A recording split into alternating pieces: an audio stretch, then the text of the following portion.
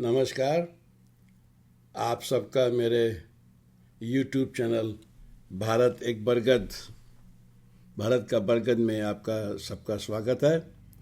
और this is the video number 3 in the 3 video series of Sharp Thorn in the Flesh of Mother India. And in this video, we will talk about the current perspective of the caste system in India. So let us begin. First, we will talk about the modern caste system. The basis of caste is by birth. So it is the birth which decides which caste system you belong to. And as we discuss here, as per our Hindu caste system, there are 4 castes. In modern time, we have categorized these caste system like a higher caste and a lower caste. So the first 3 castes, like Brahman, Kshatriya, Vaishya, they are called higher caste. And then there is a lower caste.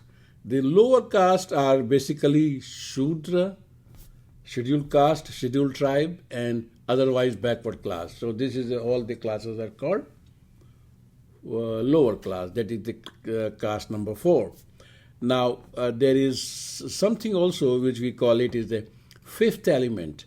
I have discussed this 5th element before, but again I wanted to mention this 5th element. This is called Dalit or untouchables or Harijam. We have talked about this before. So the social stratification of the caste system in India is still exists today. That means all the 4 type of caste and also the 5th element, all these things are still existing today. And our Indian government trying to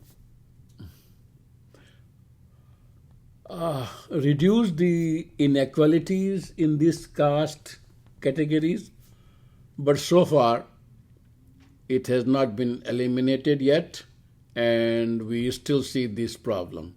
And in spite of doing a lot of efforts to eliminate this caste system, on the contrary, the effort which are being made to eliminate this caste system is also created an incentive to keep the stratification alive. And you will see that why it is happening like this.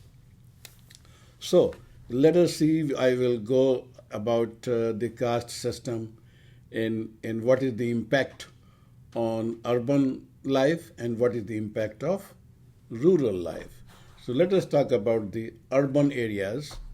The city life has changed our outlook on so many matters, including social mingling, professional interactions, education system, intercaste marriages, intercaste mingling of different castes in every aspect of life have increased to a great extent. So all of these have increased to a great extent, but if you go to the rural life or rural area, in most of the villages of India, marriage as well as social mingling outside the caste system are still forbidden. Landowners and landless laborer conflict issue is still going on in many states of India, and sometimes these conflicts in some part of Indian states are so intense that can lead to very high level of bloody carnage, jihad, and honor killing, as you must have seen in the news, that this keeps on still going on at very high level, especially in rural areas. Now, there is another term which I wanted to discuss is called affirmative action. In developed world, affirmative action is simply uh, whatever means government can do to give educational loan, grants, and trainings and course materials and all those things at very subsidized rates and everything. And so they can do, governments can do a lot of things in developed countries to uplift the weaker section of the society. But when it comes to the admission to the colleges or admission to the government job or any private sectors, there is no discrimination, and one has to compete in the merit to become eligible to fit for that particular job. This is called the affirmative actions. But in India, affirmative actions practically is somewhat different. Here, the quota system and the reservation system come into play, apart from other affirmative actions. So I just mentioned here what affirmative actions means when we talk about that in terms of global perspective, or when we talk about in terms of Indian perspective. So now let us see here. As per Constitution of India, Indian Constitution does not recognize caste system. So as per Indian Constitution, we all know that the Indian Constitution was written by Dr. B.R. Ambedkar, and in that Constitution there is no recognized caste system. It treats every human beings equal. Although there is, the Constitution has a separate provision for advancement of the lower classes, and there is a clear cut no demarcation whatsoever, and there is a special article in the Constitution which is called Article 15, and just a few months back, maybe about a year back, I was watching a great movie, Indian movie, which is called Article 15. Very good movie, and which talks about these kind of problems. And please watch that movie. It's a very great Hindi movie called Article 15. But anyway, next one, let us talk about modern India. There are elite classes. So these are the elite classes are Brahman, Kshatriya, and Vaishya. And then there are lower caste, which is called the lower caste system. And there are three categories for this lower caste system. One, scheduled caste includes communities who were untouchables and are called Dalit. 15% of the India's populations are scheduled caste, and 15% reservation is given to them in the government job and universities admission. That is for scheduled caste. Shashiem. Scheduled caste. Then there is called scheduled tribes. Scheduled tribes are people who didn't accept the caste system, preferred to live in jungles, forests, and mountains. These are called scheduled tribes. They're called Adivasis, and roughly about 7.5% of the places are reserved for them. The third one is called backward class. These backward classes are the people of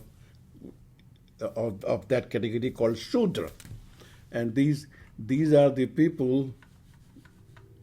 These are the people for Shudra, and 50% of the India's population is Shudra, and 27% of the government jobs are reserved for them. Now, if you add all these three categories, that means out of 100% of the population, almost 70% is reserved for these weaker section. Only 30 or 35% are left for general categories, which is the way it is. So many effort has been made to eliminate this kind of discrimination. Mahatma Gandhi and B.R. Ambedkar has done a lot of things, and they fought for all of their life to get rid of this problem, but it still continues even today.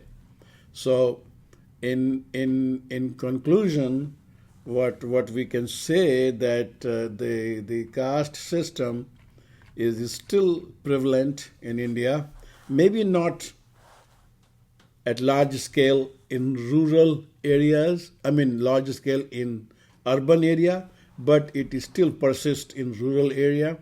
And to eliminate this kind of problem, the people mindset has to be changed, and they should change their own mindset. I cannot say which way they should change it, but they should lift themselves above the regionalism, nationalism, and religion, and Western thoughts and philosophy, all those things. So the normal Indian population has to accept the lower caste, and they have to go beyond all these hurdles, and only then the impact of caste system will be much eliminated if we lift ourselves far above than these obstacles. And it is the responsibility of the youth and all other population of India, including middle age, old age, or youth or child, that they should make their motherland a casteless society and better world. So this is the responsibility of everybody, not only the youth, as people think that old people don't change. You have to change. Just the youth cannot do all these things. Everybody has to pitch in. That's why then it will be changed. So this is very important. So this was all the conclusion for this video number 3, the final video for Sharp Thorn in the Flesh of Mother India. And thanks for watching. Pranam.